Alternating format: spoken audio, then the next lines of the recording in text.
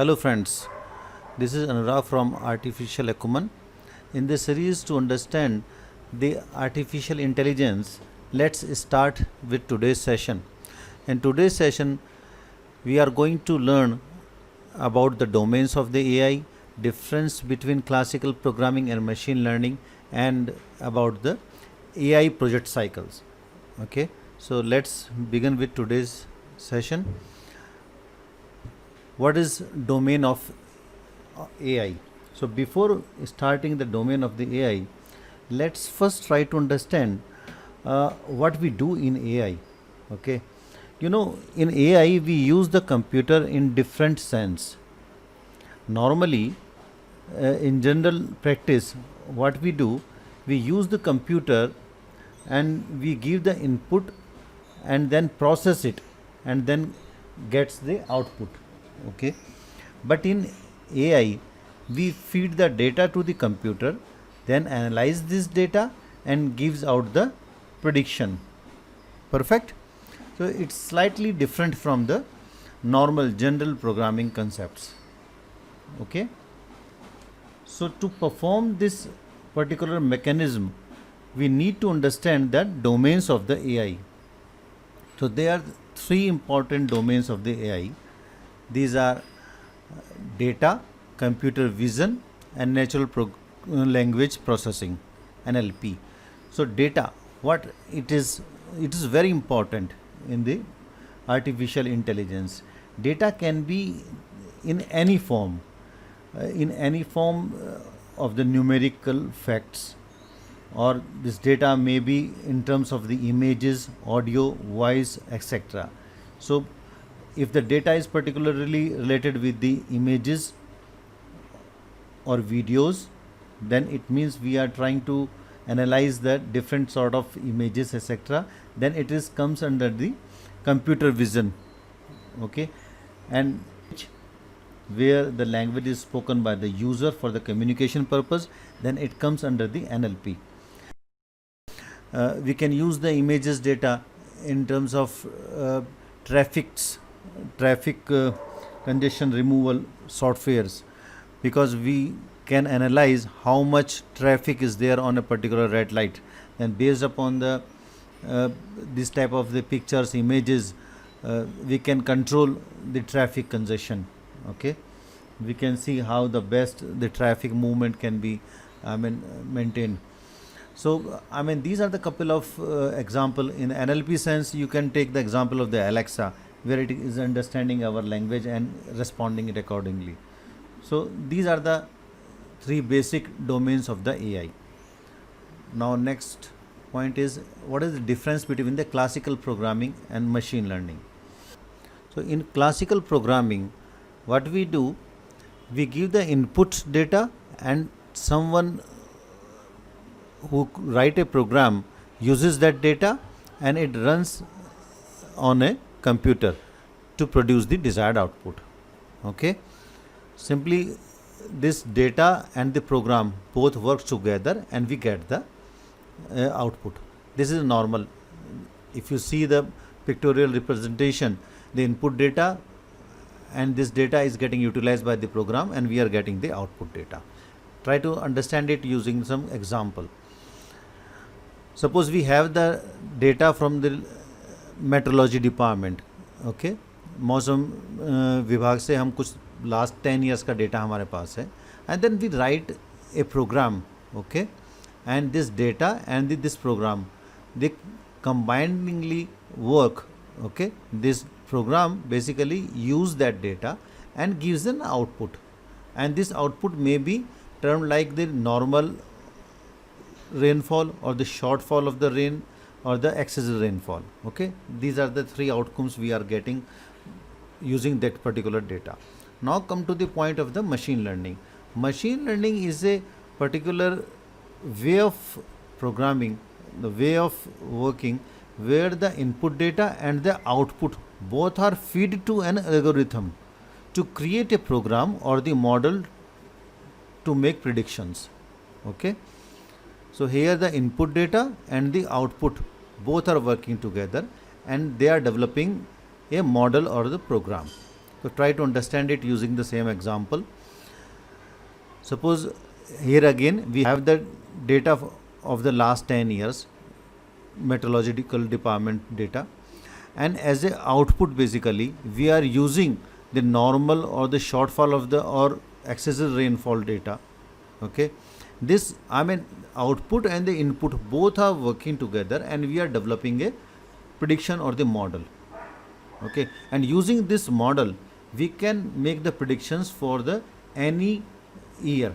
Okay, suppose we are having the data of the last 10 years, and suppose in the today in the year of the 2020 we want to make the predictions based upon the previous year's data or the based upon the historical data. So then we can make the prediction accordingly. Okay, so this is the basically use of the machine learning methodology of the programming. So that's the simple difference. Now let's move to the next topic. It is artificial intelligence project cycle. In this topic we will try to understand what are the different phases are there to develop a artificial intelligence project.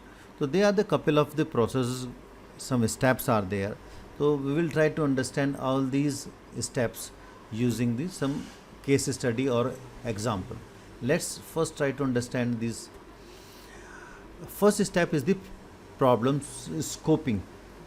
Okay, next step is data acquisition, correct.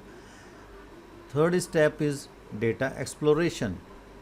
Fourth step is modeling, and the fifth and last step is evolution. So these are the 5 basic steps or the processes in the artificial intelligence project life cycle. Now let's try to understand these processes using some quick example. Suppose this is the problem statement. On the right side of your screen you can see the problem statement.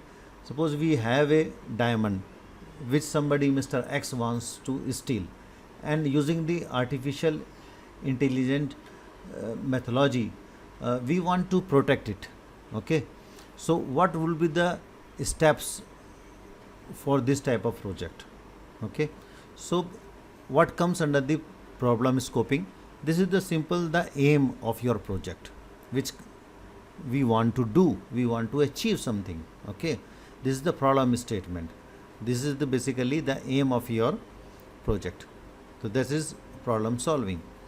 Now to solve this problem we need the data, because the data is the important thing, and more accurate, more reliable and more data will be there, and I mean you will get the more efficiency. Simple, this is the thumb rule for all the artificial intelligence projects. So data acquisition, under the data acquisition what you will do, will get the photographs of all the authorized people. आप उस project को बनाने के लिए कुछ data आपको चाहिए ना, तो basically try to understand you need some data to create a project. Okay, so what is this data? So we are going to use the artificial intelligence. So मेरे पास सब लोगों के फोटोग्राफ्स होने चाहिए. कौन हैं वो लोग? वो सभी लोग जो कि ऑथराइज्ड हैं और कुछ अनऑथराइज्ड हैं.